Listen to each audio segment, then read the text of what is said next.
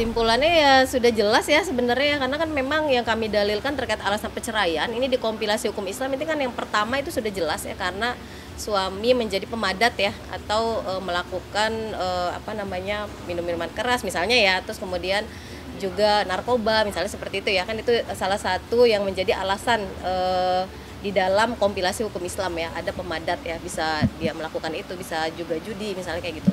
Tapi itu sudah masuk dengan alasan dengan dalil yang kami sampaikan dan juga bukti yang kami sampaikan terkait putusan ya, putusan Pengadilan Negeri Jakarta Selatan itu ada buktinya. Dia katanya Amar ada menyimpan minuman keras di kulkas, tapi jenisnya bir. Nah, saya tanya, siapa yang mengatakan bir itu minuman keras? Sedang anak saya umur 12 tahun minum bir, karena kan tengok kandungan alkoholnya, aku bilang. Ada juga sekarang yang merek bir vitamin, aku bilang juga. Nah, berarti kan kamu kok bisa paham? Nah, katanya kalau orang habis minum itu ada berubah, mukanya berubahnya bagaimana?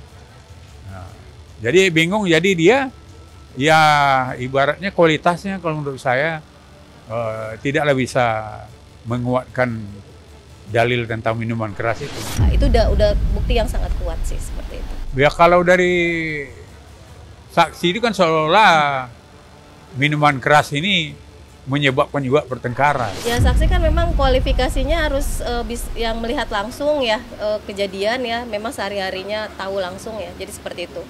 Nah kalau untuk keluarga sendiri memang itu untuk kasus perceraian memang harus dari anggota keluarga ya saksinya, karena memang keluarga terdekat yang mengetahui lah ya peristiwa-peristiwanya. Ini agendanya adalah pembuktian ya, jadi ada bukti surat-surat yang kami sampaikan ya terkait dengan dalil-dalil gugatan ya dan apa yang dituntut. Terus kemudian juga kami menghadirkan saksi ya sebanyak 3 orang saksinya. Yang pertama ini adalah Mas Yan ya, Mas Yan ini adalah adiknya Mbak Iris ya. Terus kemudian yang kedua ada manajernya juga. Terus kemudian yang ketiga ada asisten rumah tangganya Mbak Iris yang memang mengetahui ya sehari-hari ya peristiwa yang terjadi di rumah. Ya kalau menurut saya ya kualitas saksinya kan keberpihak Ibel kan pasti ya kayak adiknya. Saya tanya apakah saudara kalau terjadi pemaksaan dengan kakak saudara mihak sama siapa, dia bilang membela kakak enggak, ya bela katanya. Itu saya kan udah paham, berarti kan ya apapun yang terhadap kakaknya pasti dia akan membela kan? Ya kalau ada RT ya satu dia bekerja di situ 2021 ya sesuai dengan amanah dia ke kita kan ya untuk dipertahankan. Tapi kan ya nanti kembali lagi ke keputusan hakim. Kita kan cuma berusaha dan bagaimana membantah dalil-dalil penggugat, nah, kemudian yang memutuskan hakim. Tapi hakim masih memberi kesempatan untuk bagaimana kita mendatangkan amar untuk mediasi. Berarti kan peluangnya masih tetap ada. Ini mau ibadah dulu, jadi kita nggak bahas dunia dulu ya. Tapi selain umroh akan wisata juga? Iya. Pasti kita kan ziarah di sana ya, ziarah ke makam Rasulullah, ziarah ke semua Jabal Rahmah dan lain-lain. Insya Allah semua kita kunjungi. Ini kan Biar di 2024 insya Allah berkah semuanya. istirahat dulu. Kita lagi nunggu di satu tempat di situ sama anak keluarga. Bauki semua ya berarti ya. Iya, ini lagi nunggu Bauki juga. Iya, kemarin kan kita haji. Nah pas haji itu kan waktu ibu sakit, mana anak-anak? Waktu ibu saya sakit, Cindy sama Ricis kan memang udah mau datang kan, udah beli tiket segala macam. Nah itu tentu diundur karena ibu sehat alhamdulillah. Jadi pas diundur berangkatnya di Desember. Gitu. Doain ya umrahnya mabrur. Doanya apa ya? Sehat-sehat semuanya sehat-sehat. Menurutku sih sangat wajar ketika di rumah tangga itu ada perselisihan atau percekcokan itu. Kita lihatnya di sosial media Mbak Ricis sama Mas Rian mungkin kelihatannya nggak pernah bersama.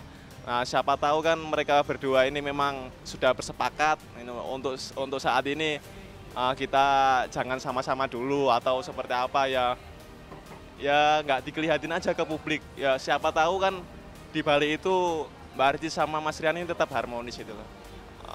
Ya lihat konteksnya dulu lagi-lagi, kalau memang bermasalah ya ya nggak baik-baik saja gitu kan. Mungkin nanti Mbak Ricis sama Mas Rian kan ada penyelesaian gitu kan. Nah mungkin itu curhatan seorang istri mungkin ya Mbak ya. Mungkin di hal-hal tertentu mungkin Mas Rian ini kurang perhatian atau apa gitu kan. Kelihatannya kalau sebagai public figure kurang baik ya, jadi memunculkan kesan-kesan yang negatif jadinya gitu. Kalau untuk jadi suami istri, kalau udah beda rumah itu udah kayak negatif banget ya untuk pikiran kita ya, apalagi dari kalangan publik ya. Kayak ada suatu masalah yang ditimbulkan gitu kan, jadi kan kurang baik aja. Ya, sama sih Mbak, kalau misalnya kalau kayak gitu udah nggak wajar sih gitu. Seharusnya kan sosok publik figur gitu ya, harusnya ditampilkan yang baik aja gitu. Nggak apa-apa sih, kita justru berterima kasih banyak banget sama teman-teman online, teman-teman di media sosial yang sudah bantu mengingatkan dan bantu mendoakan. Semoga kita semua diberi kesehatan sama Allah Subhanahu wa Ta'ala. Tapi memang dari dulu Cinta tuh mandiri banget. Dia tuh baik anaknya. Nino yang cuek-cuek gitu juga dia tanggung jawab kok. Gantian sama Cinta nganterin kakeknya. Terus kalau lagi nganterin kakeknya, neneknya diajak makan, jalan-jalan. Biar seneng juga, nggak stres kan. Terus kayak hari ini Nino nganter tamu orang Indonesia ke Las Vegas, nyupir. Jadi supir dia. Iya, artis nyupir. Gue juga nggak tahu tuh orang Indonesia kenal nggak tuh Nino. Kalau kenal Nino tipnya gede kali ya. Dia jadi supir nganterin tamu Indonesia ke. Tapi emang dari dulu ya anak-anak gue dari kecil selalu ada sesuatu atau ada apa kayak mereka ada kerjaan nih mah ada kayak gini atau ini jadi itu. Gak apa-apa, gue bilang ya udah sebanyak-banyaknya aja, coba dilakuin usaha sendiri dulu aja. Kayak kemarin jualan gorengan lah apa, udah jualan aja gak usah malu, kenapa sih? Nino dari sebelum berangkat, 2 tahun sebelum berangkat terakhir ini, dia jualan baju-baju thrifting, baju bekas yang vintage-vintage. Di Instagram live, yang beli bukan orang-orang Indonesia doang. Kanada, Malaysia, orang Inggris. Dia kirim, dia tiap hari mbak gue di rumah, kirim DHL kemana nih? Ini ke Kanada, ini ke sini, bos siapa? Nino. Gue baru tahu Nino tuh kalau malam-malam, di tengah malam tuh jualan live Instagram, jualan baju bekas. Karena mungkin gini, kalau menurut gue terinspirasi ngeliat mama papanya tuh kalau kerja keras. Gak pernah tuh kita yang namanya santai-santai. Ya bener-bener dia anak-anak ngelihat kita ya begitu dari pagi sampai malam ya kerja, syuting ini kanan kiri, jualan atau apa. Jadi mereka udah terbiasa dengan hal itu. Gitu. Dan kalau Nino nyupir nih, kayak nyupir nganter-nganter tamu turis-turis di Indonesia tuh, dia bukan hanya sekedar supir, dia harus ngangkat-ngangkatin barang loh. Iya dong, paket dong. Angkatin barang ke koper, ke mobil, turunin ke kamar, ke hotel. Bangga dia bisa begitu. Dan ibaratnya kan gitu juga dia melatih public speaking dia. Dia bertemu dengan orang baru, orang lain, dia harus membuka conversation dengan orang. Itu akan berguna di dia masa mendatang. Dia bertemu dengan orang, kita nggak tahu. Siapa tahu yang diantar sama dia, tamu yang diantar dari Indonesia nih, tamu-tamu ini dia pengusaha apa, punya perusahaan apa, nanti bisa kerja sama bisnis, dia kerja sama dia, kita nggak tahu. Semua pasti akan terbuka jalur-jalur itu kayak gitu, dari kerjaan yang mungkin sepele tapi bisa jadi terbuka apa ya, koneksi baru gitu. Nino baru tadi malam, Pak, uang bulanan belum ditransfer. Jadi gue udah telat, harusnya gue ngasih bulanan tanggal 28, udah tanggal 3 gue belum ngasih. Tapi anak gue saking sopannya baru, Pak, uang bulanan belum. Setelah 6 hari baru nanya, oh iya papa lupa, udah gue transfer. Artinya mereka tetap dapat bulanan? Dapat bulanan tapi pas-pasan, cuma $1.000 sampai $1.200 buat bayar listrik, buat bayar air, bayar gas, bayar apa tukang kebun, taman. Itu mereka bayar sendiri. Pot-pot sendiri, maksudnya buat ini, buat rumah lah. Gitu. Cinta Nino tuh cuma dapat Cinta $1.200, kadang-kadang $1.200 sebulan untuk di luar negeri, tapi untuk biaya hidupnya termasuk semua ya, bensin segala macam. Teman-temannya dicerita, teman-teman kamu berapa? Ada yang 6.000, ada yang 10.000. Ada 10.000. Jauh banget, Nino cuma 1.000 sama Cinta. Sengaja ya kasih segitu. Sengaja. Yang penting mereka cukup. Kalau kurang bilang papanya, tapi selama ini jarang banget mereka bilang kurang. Nggak pernah minta. Terakhir Cinta di sisa berapa belas dolar, apa $7 aja dia, apa $2 ya sisa $3. Dia nggak tak, gue taunya cuma gara-gara gue minta beliin kentang goreng, ubi goreng buat kakeknya di rumah sakit. Tiba-tiba uangnya kurang, baru tahu tuh isinya tinggal $3. Dia nggak minta sama gue, nggak minta, bener-bener nggak minta. Anak-anak gue tuh sebetulnya udah 3 tahun, 4 tahun terakhir nggak dapet uang jajan waktu di Indonesia, karena udah dapet duit dari YouTube sendiri. Nah dia baru dapat 2 jajan lagi setelah dia kuliah di luar negeri. Karena ya tanggung jawab gua kan. Kalau di Indonesia mereka udah bener 4 tahun nih demi Allah mereka nggak pernah dapat uang jajan. Nggak pernah, mereka beli bajunya pakai duit sendiri. Karena duit dari YouTube-nya. Lumayan aja dibikin gitu ya. Ya karena mereka udah punya penghasilan.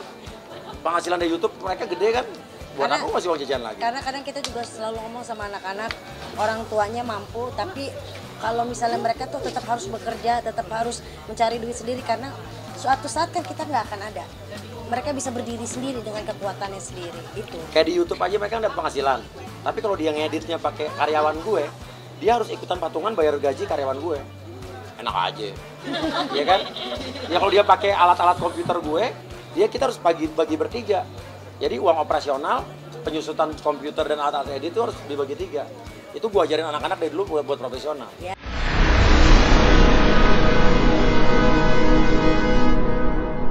Jadi jangan lupa untuk subscribe Cumi Cumi. Ditekan ya tombol lonceng merahnya.